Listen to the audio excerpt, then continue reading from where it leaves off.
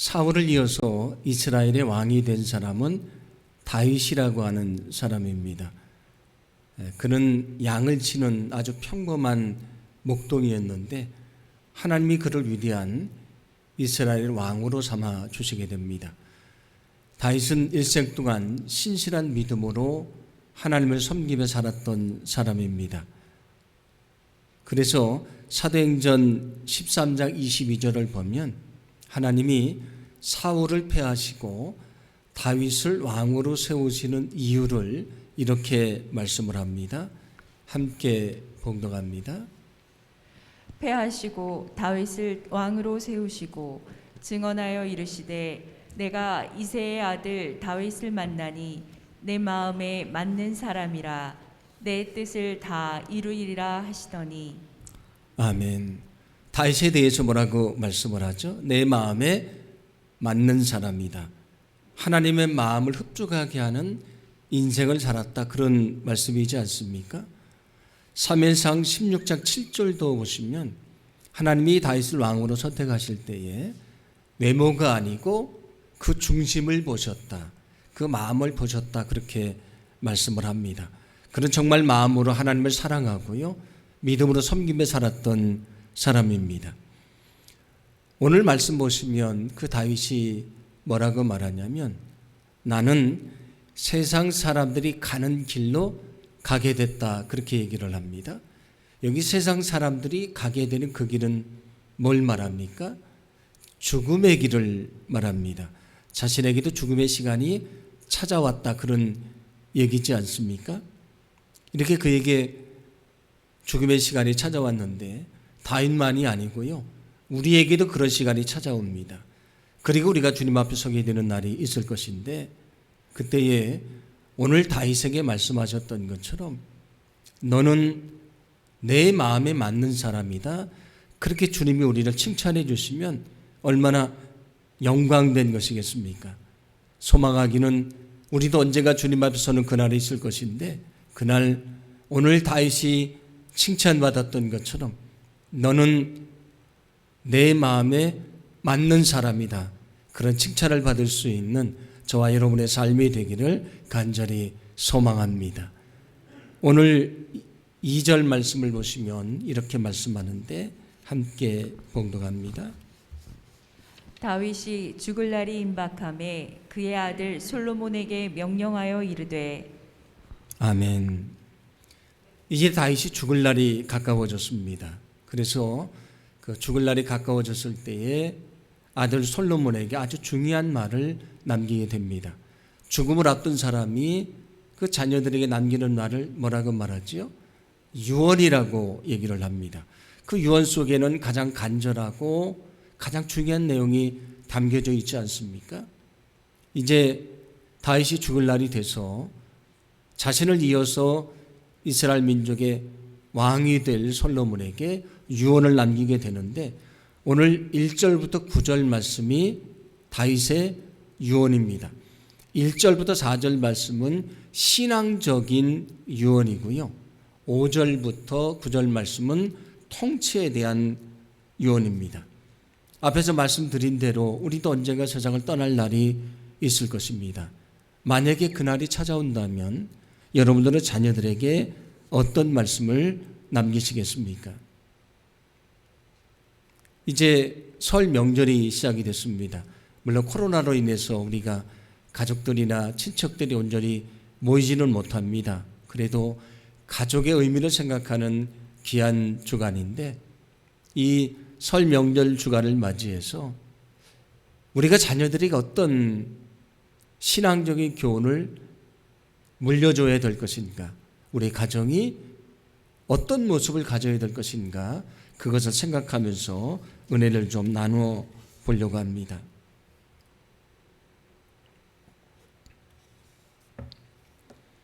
다윗은 성전 건축에 대한 꿈을 가지고 있었습니다. 하나님이 그 마음을 기뻐하시는데 그가 하나님의 성전을 건축하기를 원했지만 하나님이 뭐라고 말씀을 하시냐면 너는 전쟁을 통해서 피를 많이 흘렸으니 그 피를 흘린 손으로는 거룩한 성전을 지을 수가 없다.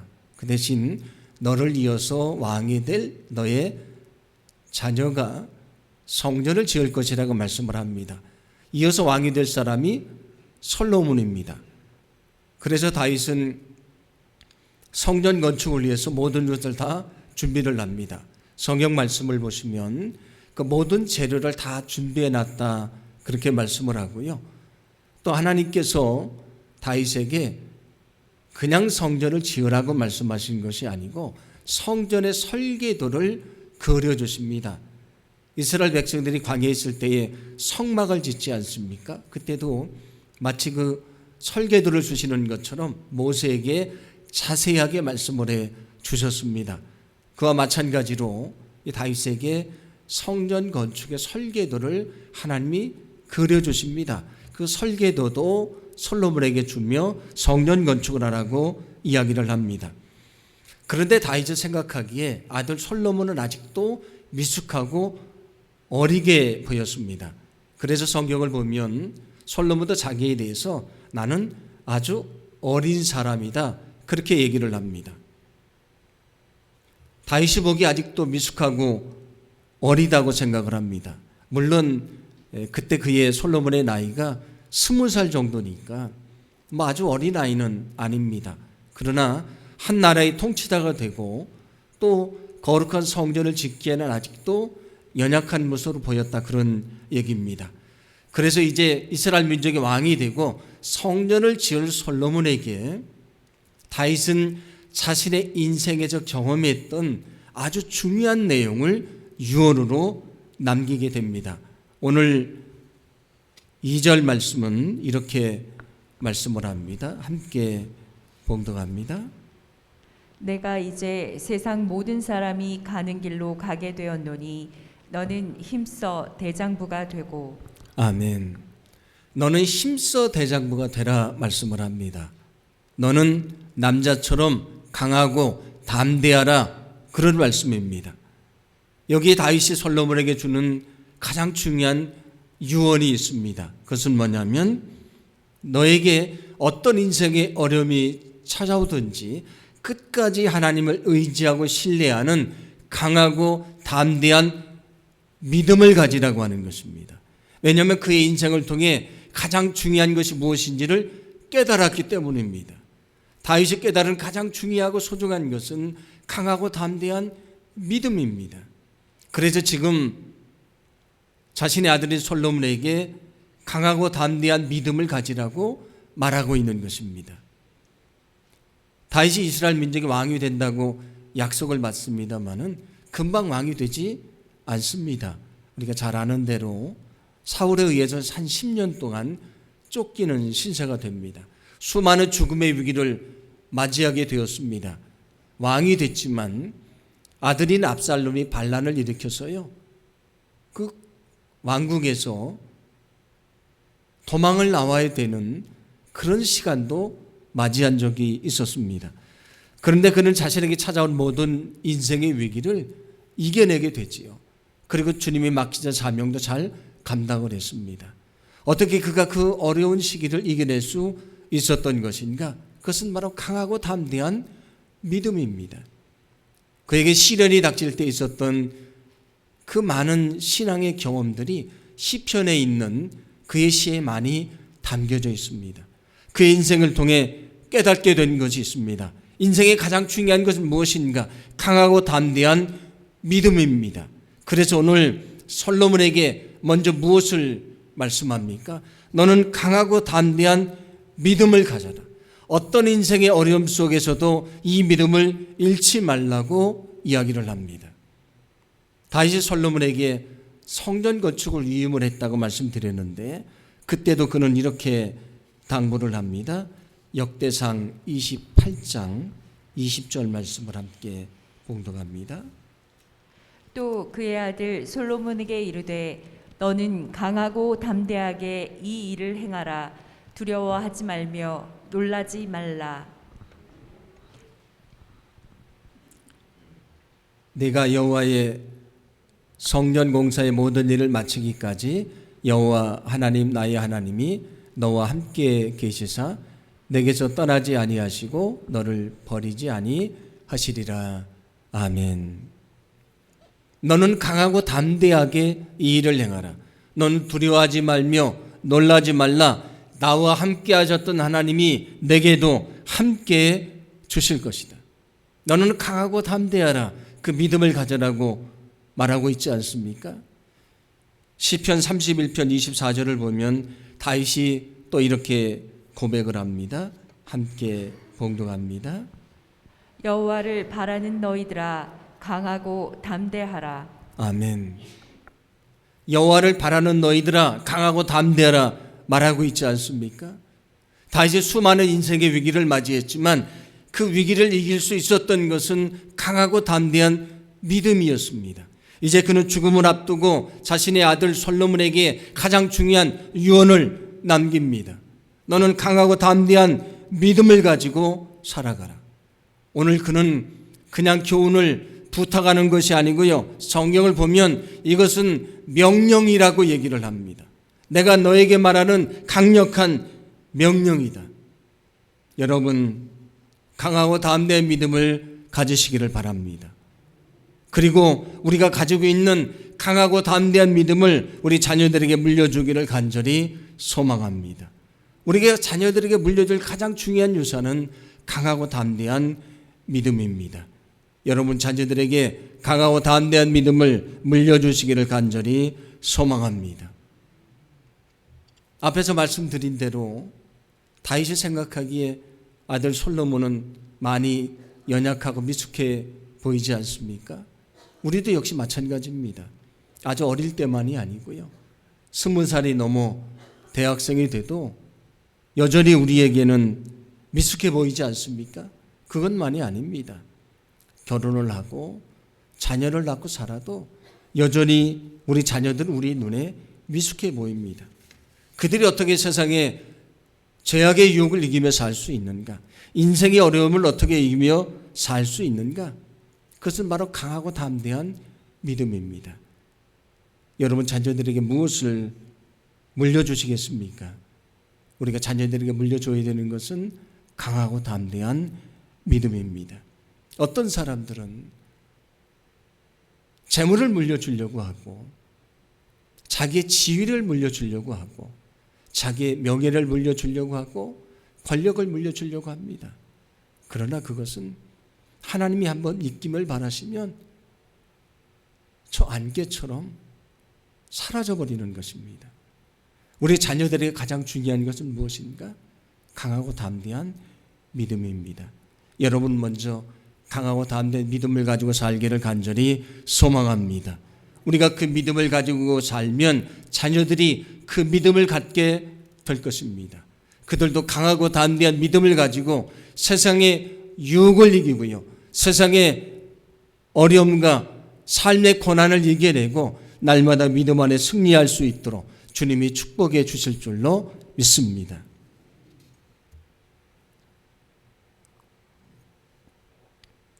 다윗이 솔로몬에게 강하고 담대한 믿음을 가져라 부탁을 했습니다. 그런데 아무리 믿음을 가지고 있어도요, 그 믿음대로 살지 않으면 그 믿음은 능력이 되지가 않습니다. 우리가 믿음이 있다는 것이 어떻게 증명되는가? 내가 믿음이 있다고 주장해서 되는 것이 아니고요. 내가 정말 믿음을 가지고 있으면 그 믿음의 삶을 통해 나타나게 되어 있습니다. 왜냐하면 좋은 나무는 반드시 좋은 열매를 맺게 되어 있습니다. 그래서 중요한 것은 그 믿음대로 순종하며 사는 것이 중요합니다. 그래서 성경도 이렇게 말씀하는데 야고보서 2장 17절 말씀입니다. 함께 봉독합니다. 이와 같이 행함이 없는 믿음은 그 자체가 죽은 것이라. 아멘. 행함이 없는 믿음을 가지고 있다고 말하지만 순종하지 않으면 능력이 되지 않는다, 그런 말씀이지 않습니까? 그래서 오늘 성경 말씀 속에서 다윗은 솔로몬에게 강하고 담대한 믿음을 가져라 얘기를 한 다음에 이어서 뭐라고 말하냐면 그 말씀에 순종하며 살아가라, 그렇게 얘기합니다. 오늘 3절 말씀인데 우리 3절 말씀을 함께 봉독합니다. 내 하나님 여호와의 명령을 지켜 그 길로 행하여 그 법률과 계명과 율례와 증거를 모세의 율법에 기록된 대로 지키라. 그리하면 내가 무엇을 하든지 어디로 가든지 형통할지라. 아멘. 여기 하나님의 명령, 법률, 계명, 율례, 증거 여러 가지로 말씀을 합니다마는 같은 말씀입니다. 하나님의 말씀을 말하는 것입니다. 너는 하나님의 말씀을 듣고 순종하라. 그래야면 내가 형통케 될 것이다. 그렇게 말씀을 합니다. 우리가 우리 자녀들이 형통하기를 소망하지 않습니까? 그런데 그들이 형통하기 위해서 필요한 것은 무엇입니까? 강하고 담대한 믿음입니다. 그 믿음을 가지고 순종할 때에 그들의 삶이 형통케 되는 귀한 역사가 있게 될 줄로 믿습니다. 그러므로 우리가 우리 자녀들에게 물려줘야 될 믿음은 하나님의 말씀에 순종하는 믿음입니다. 여러분 자녀들에게 하나님의 말씀에 순종하는 믿음을 물려주시기를 간절히 소망합니다. 솔로몬이 성전 건축을 완성을 하게 됩니다. 그때 하나님께서 솔로몬에게 이런 말씀을 들려주시는데 열왕기상 9장 4절 말씀입니다. 함께 봉독합니다. 너는 내 앞에서 내 아버지 다윗처럼 살아라. 그리하여 내가 내게 명령한 것을 실천하고 내가 내게 준 율례와 규례를 온전한 마음으로 올바르게 지켜라. 아멘. 너는 내 아버지 다윗처럼 살아라. 그런데 그 다윗처럼 사는 게 뭐라고 말씀을 하죠? 하나님의 명령하신 것을 실천하며 사는 것이다. 너는 다윗처럼 온전히 하나님의 말씀을 마음으로 지키며 살아가라. 그렇게 말씀을 합니다. 하나님의 솔로몬에게 말합니다. 너는 아버지 다윗처럼 살아라. 오늘 말씀을 생각하면서 제가 이런 생각이 좀 들었습니다. 만약에 하나님이 우리의 자녀들에게 이렇게 말씀하신다면 얼마나 행복할까? 얼마나 영광스러운 것일까?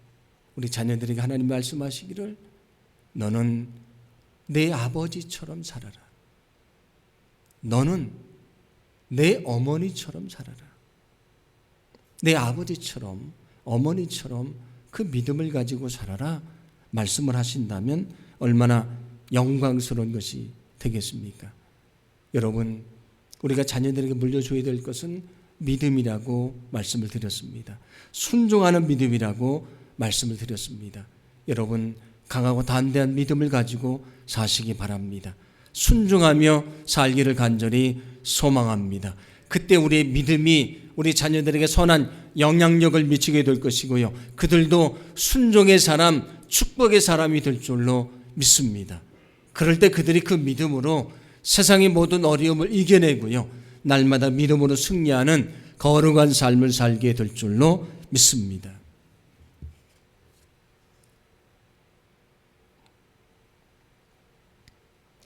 다윗이 솔로몬에게 강하고 담대한 믿음을 가지라 말씀하지 않습니까? 순종하는 믿음을 가지고 살아가라 그렇게 말씀을 합니다. 다윗은 자기의 믿음이 아들인 솔로몬에게 이어지기를 원했다는 말씀입니다. 그런데 그것만이 아니고요. 솔로몬을 통해서 그의 후손들에게도 믿음이 이어지기를 원했습니다. 그게 다윗의 간절한 소망입니다. 오늘 4절 말씀은 이렇게 말씀합니다. 함께 봉독합니다. 여호와께서 내 일에 대하여 말씀하시기를 만일 내 자손들이 그 길의 길을 삼가 마음을 다하고 성품을 다하여 진실이 내 앞에서 행하면 이스라엘 왕위에 오를 사람이 내게서 끊어지지 아니하리라 하신 말씀을 확실히 이루게 하시리라. 아멘. 솔로몬만이 아니고요. 그의 후손들이 다윗의 믿음을 이어받아서 살게 되면 그 후손들을 통해서 왕위에 오를 사람들이 끊어지지 않게 될 것이다. 그렇게 말씀하지 않습니까? 다윗의 믿음이 솔로몬에게 이어지고요. 솔로몬을 통해서 후손들에게 믿음이 이어질 때에 그 가정이 영원히 복을 받게 될 것이다. 그런 약속의 말씀입니다. 우리가 잘 아는 대로 솔로몬이 1000번제를 드렸을 때에 하나님이 기뻐하시면서 내가 내게 무엇 해주기를 원하느냐 말씀을 하십니다. 그때 솔로몬이 뭐라고 대답을 하지요? 뭘 달라고 기도를 했습니까? 지혜를 달라고 기도를 했습니다. 그래서 그에게 지혜를 주시고 또 필요한 것도 주셨다 말씀을 합니다. 그러면 다윗은 하나님에게 무엇을 구했을까? 다윗이 성전을 건축할 마음을 갖게 되니까 하나님이 그 마음을 기뻐하십니다. 그래서 그에게 축복을 약속해 주시고 다윗이 하나님 앞에 간절한 기도를 하나 드립니다. 그 인생의 가장 중요한 기도인데 사무엘하 7장 29절 말씀인데 함께 봉독합니다. 이제 청하건대 주의 집에 복을 주사 주 앞에 영원히 있게 하옵소서. 주 여호와께서 말씀하셨사오니 주의 종의 집이 영원히 복을 받게 하옵소서 하니라. 아멘. 종의 집이 영원히 복을 받게 해주십시오. 어떻게 복을 받을 수 있는가? 주 앞에서 영원히 살게 해주십시오. 그래서 주의 종의 집이 영원히 복을 받는 것이 나의 간절한 소원입니다. 그렇게 얘기를 합니다. 다윗에게 있어서 가장 일생의 중요한 소원은 하나님 앞에서 영원히 그 가정이 복을 받는 것이었다. 그런 말씀입니다. 그래서 오늘 성경 말씀에서도 다윗은 솔로몬에게 믿음을 가지라고 말하고요. 그 믿음이 후손들에게도 이어지기를 소망한다고 말하고 있습니다. 저와 여러분의 가장 큰 소망이 무엇입니까? 이 세상에도 많은 것을 얻는 것입니까? 이 세상에도 많은 것을 누리는 것입니까? 오늘 다윗의 소망처럼 우리의 가정을 통해서 믿음의 전통이 이어지고요. 하나님의 말씀하신 영원한 복을 누리는 그런 귀한 축복이 임하는 것이 저와 여러분의 소원이 되기를 간절히 소망합니다. 여러분의 가정이 믿음으로 영원히 복을 받는 축복의 가정이 되기를 간절히 소망합니다.